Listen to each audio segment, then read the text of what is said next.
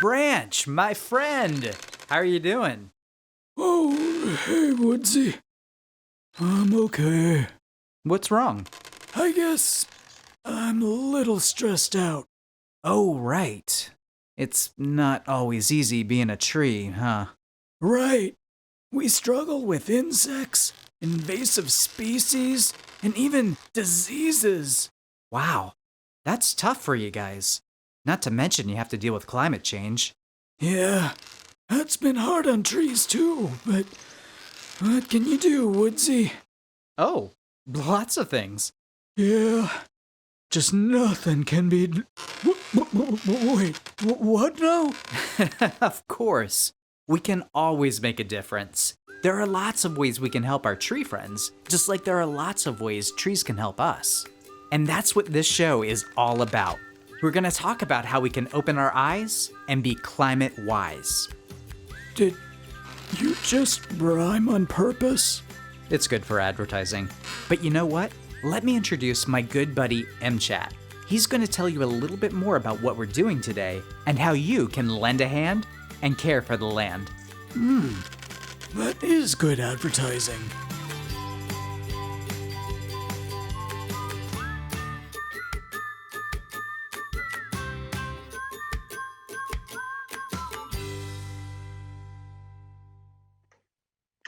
Welcome to Woodsy Owl Live, a distance learning adventure brought to you by the USDA Forest Service and the Natural Enquirer. I'm your host, M. Chot Edwards, and I'm a conservation educator with the USDA Forest Service. We do manage about 193 million acres of national forest and grassland throughout the United States. I'm so glad you could join us today to learn about climate change and the important role that trees play in mitigating climate change. Now, mitigating is a fun word, right? It means to make something less severe or less harsh. Okay, now if you have any questions at any point during this distance learning adventure, please send them to us on Woodsy Owl's Facebook page. We have a whole team of knowledgeable experts from the USDA Forest Service standing by who will be happy to answer anything you throw at them, as long as it relates to Woodsy and the 4Rs. Our experts standing by, we have Iris Velez, the National Symbols Program Manager. We have Susan Cox, Conservation Education Coordinator. We have Barbara McGinnis, a Forester and Environmental Literacy Coordinator. We also have Robert Westover, Public Affairs Specialist. Sandy Marin, a Tribal Relations Specialist. Jessica Nicholson, Director of the Natural Enquirer Program. Also, I'm really excited to have two of the Forest Service's climate experts here today. We have Lindsay Rustad, Dr. Lindsay Rustad, a research ecologist with the USDA Forest Service. She's in New Hampshire. We also have Maria Genoviak, Acting Director of the Northern Institute of Applied Climate Science. She's with the Forest Service's Northern Research Station on the Upper Peninsula of Michigan, way up there. All right, so thank you for joining. We're so glad to have you both. All right, enough about us. Let's talk about what we're gonna learn today. All right, we're gonna learn about how climate change affects trees, the benefits of trees, the water and carbon cycles, career and volunteer opportunities, and what you can do to get involved. To get things started, I'd like to check in with Dr. Lindsay. Now, I'm sure most kids have heard about climate change, but can you fill us in on some of the basics? Sure. As many of us know, climate change is one of the most serious environmental problems affecting the whole of our planet. And we have this problem because the burning of fossil fuels, right, like coal and oil and gas, and the changes in how we use the land, including the cutting down or burning of trees and forests, they're both releasing carbon dioxide and other greenhouse gases into the Earth's atmosphere. And these gases in turn trap the sun's warmth. And like a greenhouse or a blanket, they're causing the Earth's climate to change. Wow, awesome. Thank you for making that plain for us. Maria, is there anything that you'd like to add to that so that people at home can understand? Yeah, the term climate change describes the increase in temperature that we're seeing worldwide, as well as many other changes to our climate. Scientists are observing and predicting many changes into the future. This includes higher maximum and minimum temperatures, and this can lead to more hot days and heat waves. Some regions may also experience more intense precipitation, increased summer drying and a risk of drought, increased wildfires, and increased storm intensity. And you can imagine all of these changes affect people and the places that we care about. All right, interesting. Thank you both for painting that picture of what climate change is for us. And now many people may already know that trees are one very important source in mitigating climate change, one of the important solutions in mitigating climate change. They're beautiful, they provide shade, but they're also at work hard for us all day, every day, 24 hours a day. They offer cooling shade on hot days. They block cold winter winds. They attract birds and wildlife, purify our air, prevent soil erosion, clean our waters, and just generally add grace and beauty to our homes, and even increase the feelings of well-being for the people in our communities. But how do they help against climate change? Well, as you know, they remove carbon dioxide from the air. They store the carbon and release oxygen into the atmosphere. How about we take a quick look at a video and see how all that works?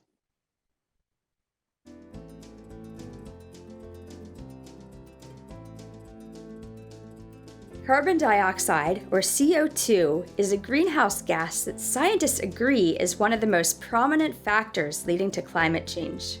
CO2 is emitted by factories, vehicles, and power plants. Excess emissions stay in the atmosphere and act as a one-way filter for the sun's heat. The sun's rays come through our atmosphere, and many of them are bounced off of the Earth's surface. Instead of heading out into space, however, the heat is trapped underneath a ceiling of CO2.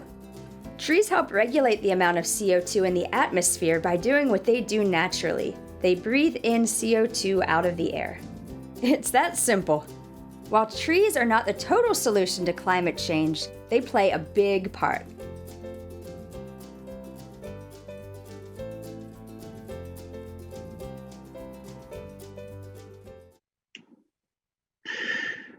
So you can see that trees are really important to help against climate change. For example, a red maple tree that grows for over 20 years, living in Ohio, it can remove 3,100 pounds of carbon dioxide from the atmosphere. Let me say that one more time, 3,100 pounds of carbon dioxide. That's like the average weight of a female hippopotamus. Kind of big. Yeah. So now, even though these trees are doing their part, the climate is still changing. Actually, it's always been changing. So that's not really too unusual. But now climate change is happening at a pace much faster than has ever been seen in our geologic record. That's the last couple million years, in case you were wondering. Now, I like to call it global weirding because it does all sorts of different things. I mean, the climate is changing everywhere and in different ways. Why does that matter?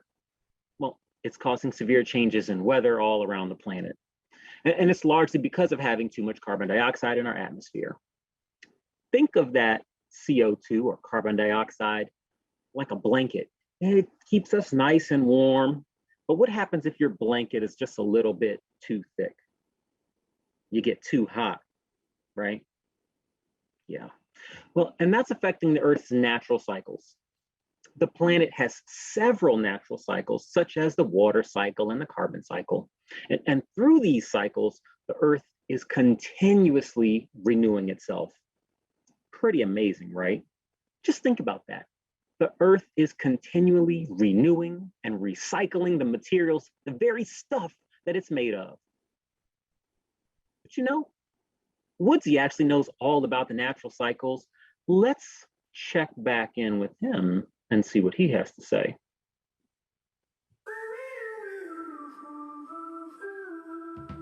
Thanks, Simchat. You're right. There are many natural cycles that keep our planet operating. They're kind of like your body. Good point. You have blood that flows through your body and provides nutrients. You have air that goes in and out of your body to help you breathe. In the same way, the Earth has natural cycles to keep it healthy, as well as all of us who live here. There are many things that circulate through the planet. Even though they change forms, they're always moving around Earth. Two of the most important are water and carbon. All living things depend on these cycles. The water cycle occurs because water moves all over the planet, changing forms and providing us with hydration, whether you're a human, an owl, or a tree. Right. Our good friend Della is here to tell us a little bit more about how the water cycle works. You may think that every drop of rain that falls from the sky or each glass of water that you drink is brand new, but it's always been here, and it is a part of the water cycle. The water cycle describes how water moves around the Earth, then changes form as liquid water, ice, or gas. Life on, in, and above the Earth depends on the water cycle. The heat of the sun provides energy to make the water cycle work. The sun evaporates water from the oceans into the water vapor. This invisible vapor rises into the atmosphere, where the air is colder. The water vapor condenses into clouds. Air currents move clouds all around the Earth. Water drops form in clouds, and the drops then fall to the Earth as precipitation, such as rain and snow. In cold climates, precipitation builds up as snow, ice, and glaciers. Snow can melt and become runoff, which flows into rivers, the oceans, and into the ground. Some rain soaks into the ground as infiltration and recharges groundwater. Rainfall on land flows downhill as runoff, providing water to lakes, rivers, and oceans. Water from lakes and rivers can also seep into the ground. Water moves underground because of gravity and pressure. Some ice evaporates directly into the air, skipping the melting phase. This is known as sublimation. Groundwater close to the land surface is taken up by plants. Some groundwater seeps into rivers and the lakes and can flow to the surface as springs. Plants take up groundwater and evapotranspire, or evaporate it, from their leaves. Some groundwater goes very deep into the ground and stays there for a long time. Groundwater flows into the oceans, keeping the water cycle going. Thanks, Della. That's really helpful. The carbon cycle is a lot like the water cycle. True. Our bodies are about 60% water, but carbon is an element that makes up about 18% of our bodies. That's more than any other element, so we definitely need it to live. But just like water, carbon doesn't stay in our bodies. Carbon moves all around us. And that's the carbon cycle. Our good friends at the National Oceanic and Atmospheric Administration are going to tell us a little bit more about how it works. What is the carbon cycle? Carbon is the chemical backbone of all life on Earth. All of the carbon we currently have on Earth is the same amount we have always had. When new life is formed, carbon forms key molecules like protein and DNA. It's also found in our atmosphere in the form of carbon dioxide, or CO2. The carbon cycle is nature's way of reusing carbon atoms, which travel from the atmosphere into organisms in the Earth and then back into the atmosphere, over and over again. Most carbon is stored in rocks and sediments, while the rest is stored in the ocean, atmosphere, and living organisms. These are the reservoirs or sinks through which carbon cycles. The ocean is a giant carbon sink that absorbs carbon. Marine organisms, from marsh plants to fish, from seaweed to birds, also produce carbon through living and dying. Sometimes dead organisms become fossil fuels that go through combustion, giving off CO2, and the cycle continues. neither water nor carbon is ever created. It just moves from one place to another. Right, and that's why they both connect to my 4 R's. They do? Let's see. Your 4 R's are reduce, reuse, recycle, and rot. Because water and carbon move around from place to place, they would be examples of the Earth reusing its resources, right? True. Also, you could say that the Earth is recycling as well. Nothing is ever wasted in nature. And these cycles prove that as they provide us with the things we need to live. The problem is when climate change affects the cycles. Exactly. When we burn coal, oil, and natural gases, we release carbon. This released carbon has to go somewhere. Remember that it has to be somewhere in the carbon cycle. Right. So we end up with too much carbon stuck in the atmosphere. This extra carbon traps in heat from the sun and makes the planet hotter, which is called global warming. Global warming affects the water cycle. When the atmosphere is hotter, it increases the amount of water that gets evaporated into the atmosphere. This water moves around the globe, and some areas of the Earth will have more severe rainstorms, while other areas will have less precipitation, resulting in droughts and even reduce the amount of water available to drink. Basically, everything becomes more extreme and less balanced. That's not looking good. Sure, but there are definitely ways that we can help, such as planting trees. Like me! Right. Trees use photosynthesis to take in carbon and sequester or store it so there will be less carbon in the atmosphere. That's how they help prevent climate change. We can also reduce the amount of coal, oil, and natural gas we burn so we don't release their carbon. It's all about those 4 R's. That's what I say. Reduce, reuse, recycle, and rot.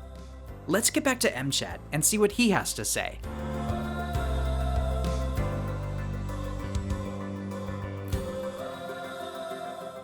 Thanks, Woodsy and Branch.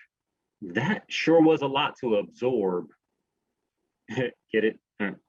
I have to throw in one dad joke every time. All right, so there it is. I've gotten it out of my system.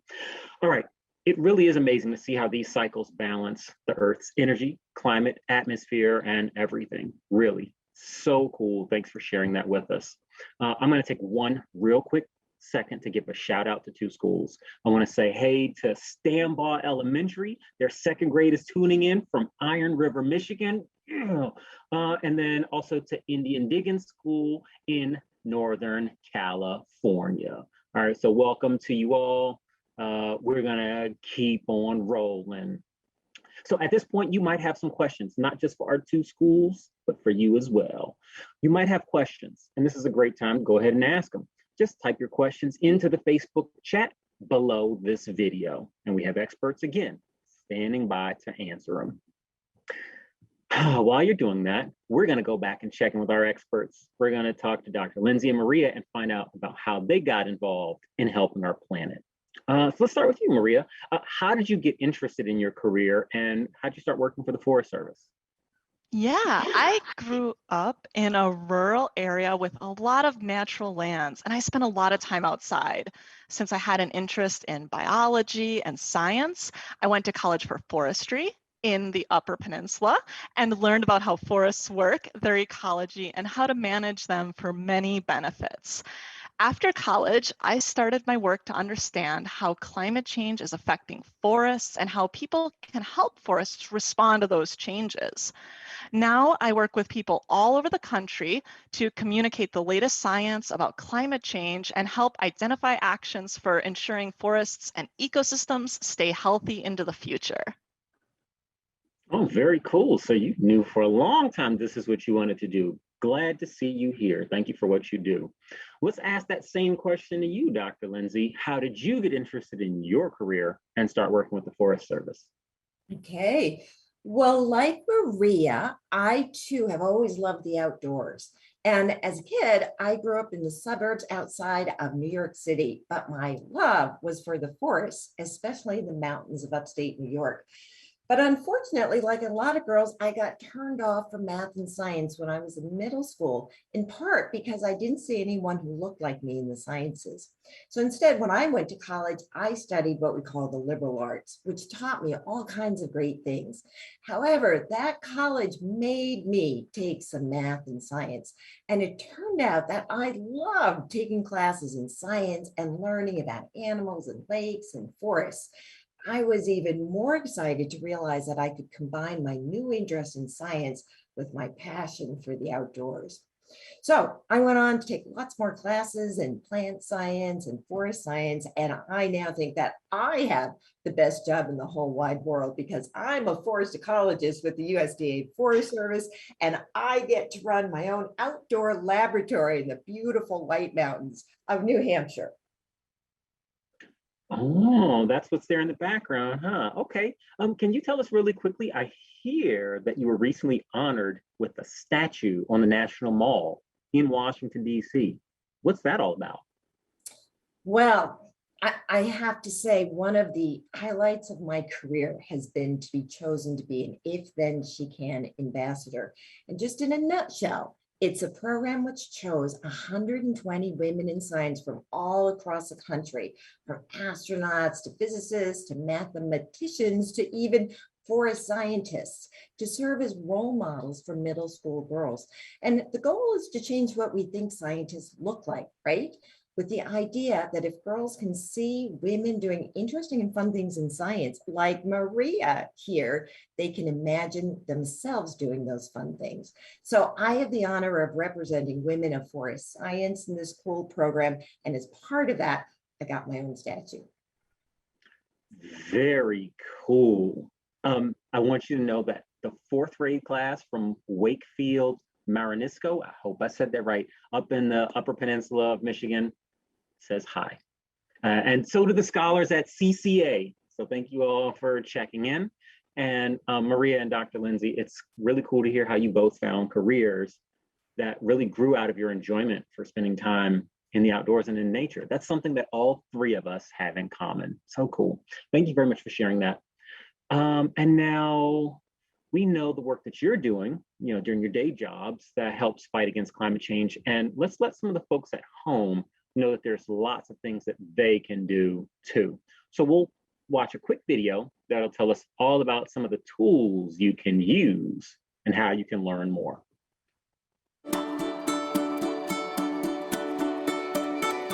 Since trees are so important in the natural cycles on Earth and in making the effects of climate change less severe, there are lots of ways that you can learn more about trees and their importance. I'm going to tell you about a quick way that you can learn about the value of a tree or even several trees. And then you can impress your friends and family with very interesting facts. I really think this is so cool. So look, you pick a tree, and it can be anywhere. It can be in your yard, it can be on the street where you live, or you can even go down to the park. Anywhere and any tree works just fine. You'll need a measuring tape, or you can just estimate the size, and then you'll need to know what kind of tree you've selected. Out here, I've used everything from the maples and even the poplar trees that we have in the area. Okay, we'll do this real quick. Let's get started. We're gonna go to mytree.itreetools.org. All right, I'm looking at this forested area behind my backyard and checking out a tree that's right over there. I'm gonna put in the address. Next, I'll describe my tree, and I'll just put in this brief description. This tree is a black poplar. It's in excellent condition. It's 72 inches around. It's true, I measured. And it does get full sun. No, it's not within 60 feet of a building. All right, so now let's get my tree benefits. Whoa!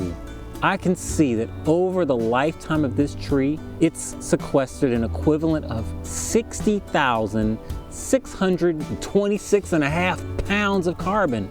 And this year alone was 10.76 pounds. Good gracious. If you think about it, 1 gallon of gas burned in a car equals about 20 pounds of CO2. Wow. So that means that this tree has saved basically the equivalent of 3,031 gallons of gas. All right, let's have a look at this guide if you want to get into this stuff at home. www.itreetools.org. If you're thinking about planting a tree in your yard, you can also use this app to research how the location can reduce your heating and cooling costs. Your parents will love that. Globe Observer is another program you ought to check out to learn about how trees are related to the carbon cycle. This is a citizen science project with NASA. NASA is taking lots of satellite information on trees to see how forests are impacting the planet on a global scale, and especially how forests and other vegetation and the oceans are absorbing carbon emissions. NASA can get a lot of information from satellites, but they need your help to verify the measurements that have been made from outer space. And observations from citizen scientists can help fill in the gaps in that data. And that, friends, is where you come in. Just download the Globe Observer app and go out and measure some trees. Here's a quick video to show you exactly how it works. Find a tree to measure and open the Trees tool. Aim your camera at the base of the tree and then the top. Walk to the base of the tree, counting your steps. The app will calculate the height for you.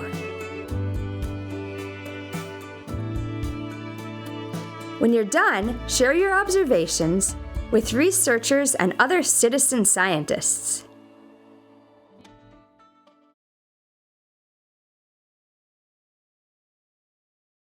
I've got a couple of other ways you can learn about trees.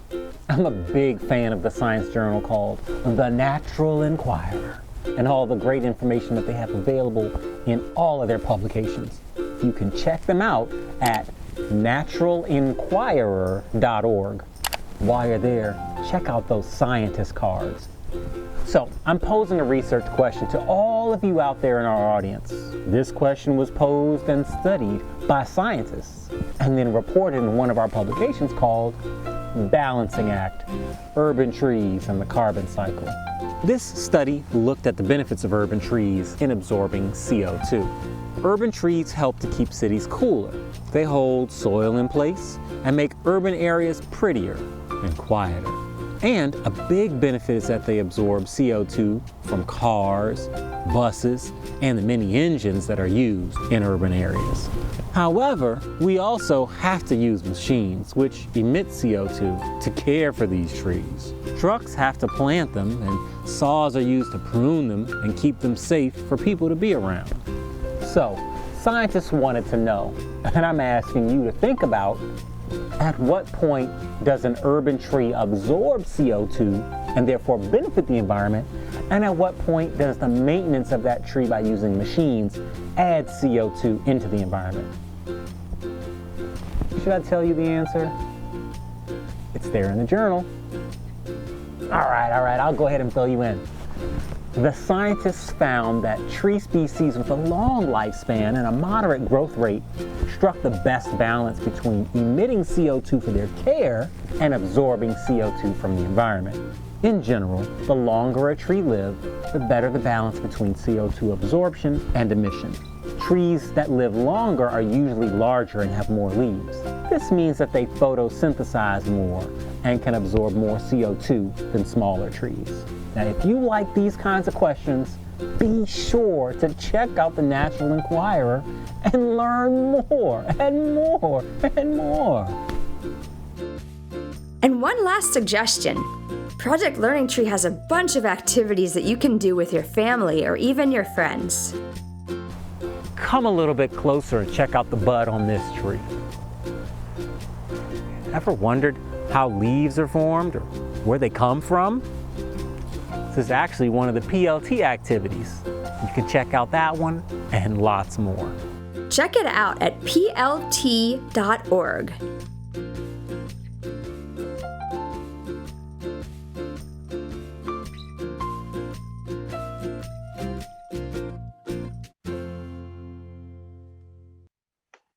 So you see, there's lots of great ways to learn about trees. Our experts are still taking questions on the Woodsy Owl Facebook page. So if you have a question, you can enter it into the chat right there under the video on Woodsy Owl's Facebook page. Real quick shout out to my friends, some second graders in L'Anse, Michigan. They said hello. And we also have a great big hello from Soar Middle School in Land Lakes, Wisconsin. Yes. All right, in the meantime, let's jump in and ask our experts. Dr. Lindsay, can you tell us a little bit about the kinds of research? What does the Forest Service research do? Like, what kind of stuff do you conduct? So sure, MCAT, I'd love to tell you. So the Forest Service, we conduct lots of research about climate change and how it's affecting all parts of the forest, right? From the tip top of the trees down to the bottom of the roots and even deeper than that. So for example, we have scientists that are studying how the climate is changing over time. So how things like temperature and precipitation and even extreme weather events like droughts and floods and heat waves, how they are changing. And we have scientists who are studying how that climate change is directly affecting the water and carbon cycles that we just learned about, as well as the plants and animals and soils of the forest.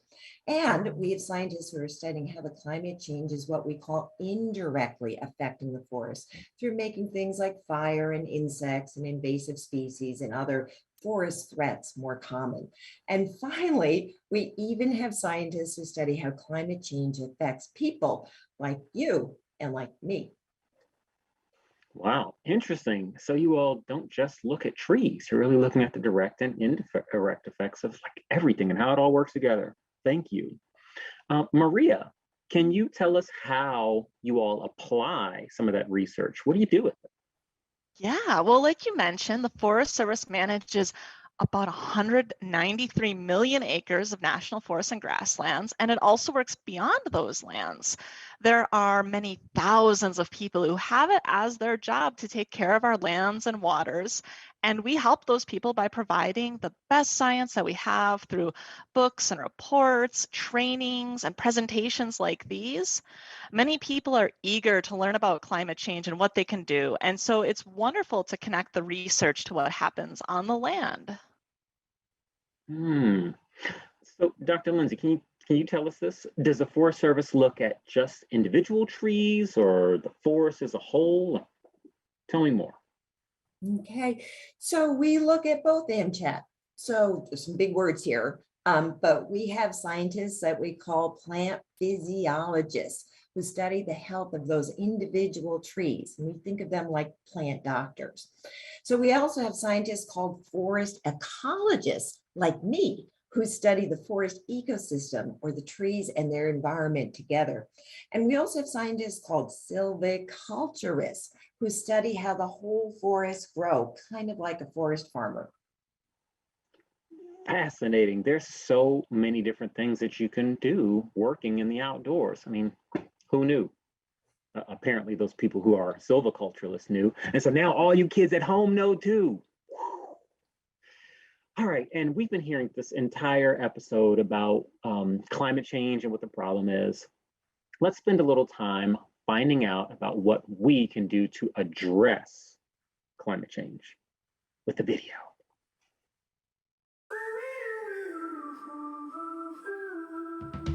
So yes, unfortunately, climate change is having a big impact on trees and in our world in general.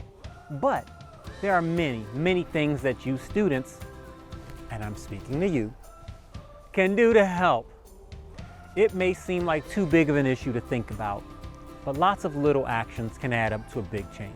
We can take action to save energy, reduce waste and water usage, examine our transportation, research environmental justice issues, and more. So let's talk about a few things we can do to help the Earth. Number one, enjoy the outdoors. Okay, now this one is really, really important. Go outside and have fun! When was the last time that somebody told you that it was really important for you to just go and enjoy yourself? Well, I think it is. It's just human nature that we protect the things that we care about and enjoy. And it's important to care about the outdoors. If you're wondering how to get started, I suggest you go to discovertheforest.org. You can punch in your zip code and find all the parks and forests near you. What are you interested in? Is it any certain activity like hiking, boating, fishing, picnicking, just going for a walk? You can also search for types of parks and other activities. Lots of research has shown that being in nature helps people feel better and less stressed. It improves sleep and focus and reduces risk for various chronic illnesses. It's great to do things that just help us feel better. So these public lands are yours. Just think about that for a second. These places, big and small.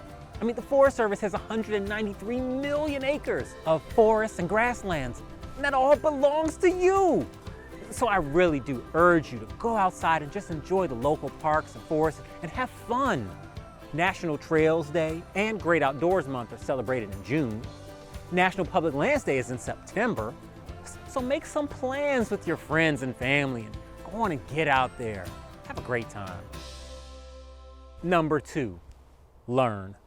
First of all, I'm giving you all an A+++ for watching and participating in this webcast. Learning about these important topics is one of the first steps. Ask questions, keep an attentive ear, and a curious mind. Number 3, citizen science. This one kind of goes with number 2, which we've already explained a little bit. Now, I want to encourage you to become a citizen scientist and go outside and learn and observe. April is Citizen Science Month, so now's a great time to get started. So what is citizen science? It's people-powered science. It's when you or anyone else who has an interest take part in the scientific process. That can include forming research questions, collecting, analyzing, and making conclusions about data, or developing new technologies and applications. Anyone can be a citizen scientist. The best part about citizen science is that it can take place anywhere, whether it's on one of our national forests and grasslands or in your very own backyard. Are you interested in clouds, streams, or frogs? How about birds, plants, squirrels? There are citizen science projects for all those things and lots more. 2 great places to find citizen science opportunities are the USDA Forest Service website and at scistarter.org. If you're already doing a project, tell us about it in the comments on Woodsy Owl's Facebook page. Number 4, plant trees. We've talked about the importance of trees. So by now, you know that planting a tree in your yard, schoolyard, your neighborhood, anywhere in your community is a great way to benefit the earth. In fact, our good friend Woodsy stopped by to help us do just that. Hey, Woodsy. All right, so we're gonna plant this tree. Ready? Nice, thank you. We're gonna plant this tree, which is a persimmon. Now, while Woodsy goes and helps get us started, I'll tell you a little bit more about it. So we picked this tree for its size.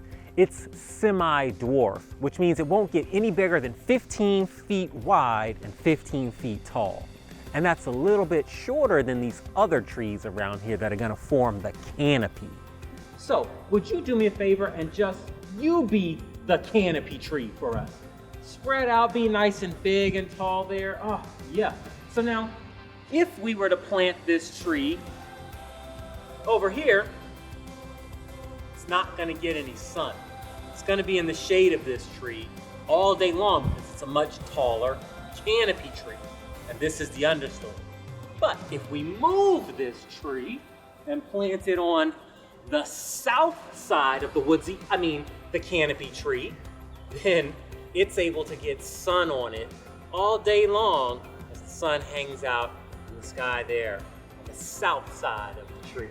So that's why we planted it here in this whole canopy tree over there on the north side. And we love this tree because in the autumn, its leaves turn a beautiful reddish color. And it'll even provide us with some tasty fruits in October and November.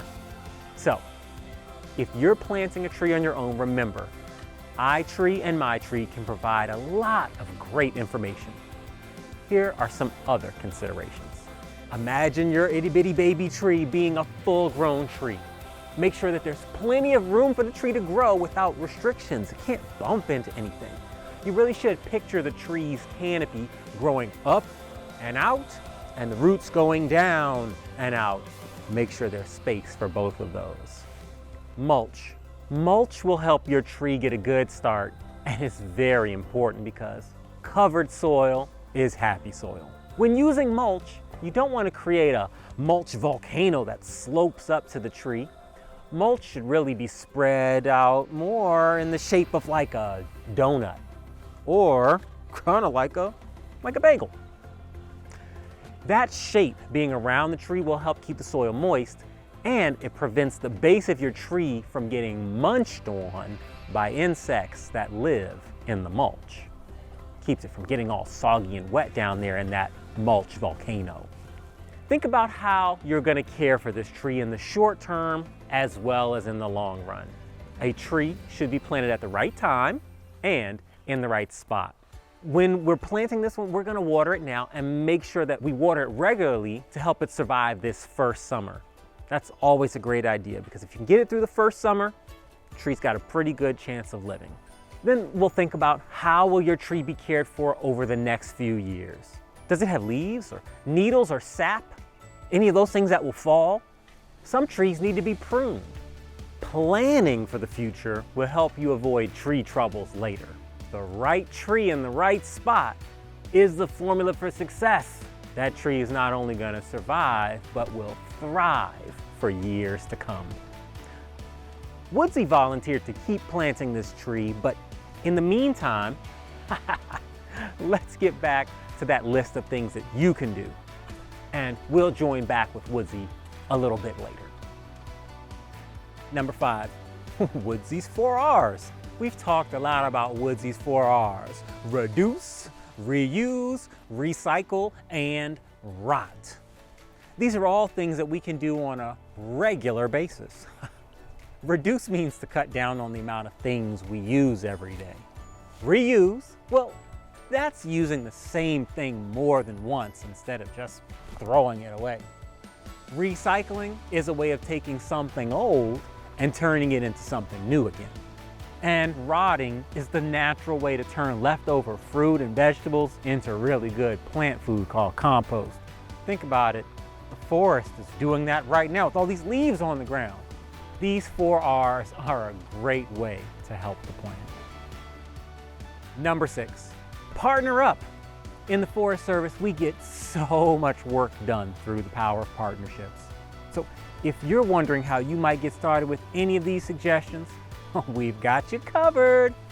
There are lots of groups that organize events where you can simply join in.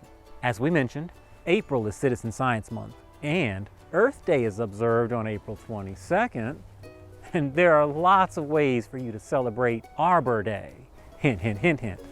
National Public Lands Day is the last Saturday in September, and that's when thousands of people get together and volunteer to help restore and improve public lands. They're removing invasive plants, cleaning up local waterways, and helping to pick up trash, and these are all things that you can join in and help. Number 7, drum roll please.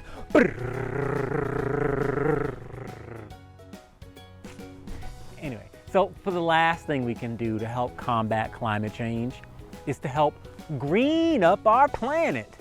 And this one's really up to you. It may be your family and friends, folks in the neighborhood. You all can get together and decide what's really needed in your community. Are there places that you can plant? Check it out.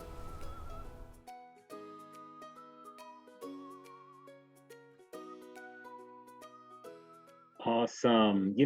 Let's take a quick moment and ask our in-house/outdoor experts if they have any final thoughts about what people can do to lend a hand and care for the land. Dr. Lindsay, how about you? I have 3 suggestions. One, keep forests as forests, right? Don't cut them down if you don't have to. They take a long time to regrow. 2, as we've already heard, plant more trees. That way you can grow more forests for the future. And 3, take good care of the trees and forests that we already have. They do good for us. We should do good for them. And finally, I also want to completely agree with Amchat of what he said in the beginning. And that's that it's important to go out and enjoy your backyards, your parks, your forests. Remember, I started out as that girl from the suburbs who loved the forest and loved the mountains. And that led me to a career caring for those very same things that I love so much. Very cool. What a wonderful story. And I'm glad you are inspiring lots of other people to do it too. How about you, Maria? What would you like to leave folks with today? Wow, so many great suggestions. I think it's great to spend time in nature, and so you should do that as much as you can.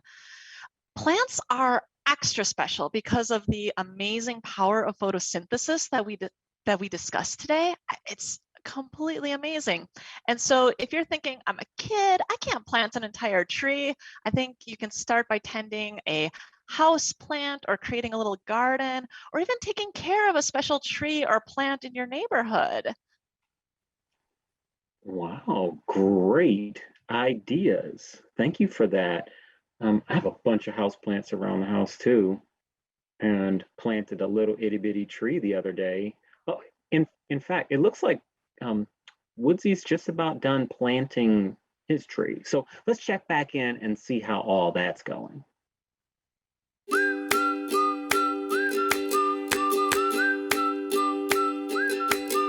All right, we're back here with Woodsy. And as you can see, he's all done planting our new friend, Percy, the persimmon tree. The benefits of planting trees should be clear to you by now. And I wanted to thank Woodsy for helping us plant this one in our friend's backyard. You did a great job, Woodsy. Mwah, lovely. Now, as this tree continues to grow, so will the benefits it provides us continue to grow. More carbon taken out of the atmosphere, cooler, shady summers, and more yummy fruits for us to share with family and friends. I hope this program has inspired you to take some time to learn more about Woodsy's message, to open your eyes and be climate wise, to lend a hand and care for the land. You can go to the Forest Service website to learn more about Woodsy. Just search Woodsy Owl on the Forest Service webpage. Also, we want to hear from you about this program, or tell us more about what you've been doing at home to conserve and protect our environment. So send us a message at fsconservationeducation@gmail.com. Oh, and I want to thank everyone who joined us today. Our guests, Lindsay Rustad and Maria Genoviak. The folks answering questions, that's Susan Cox, Sandy Marin, Barbara McGinnis, Jessica Nicholson, Iris Velez, and Robert Westover. I've enjoyed being your host today. My name is Amchat Edwards, and of course, a great big thanks to you for watching. See you next time.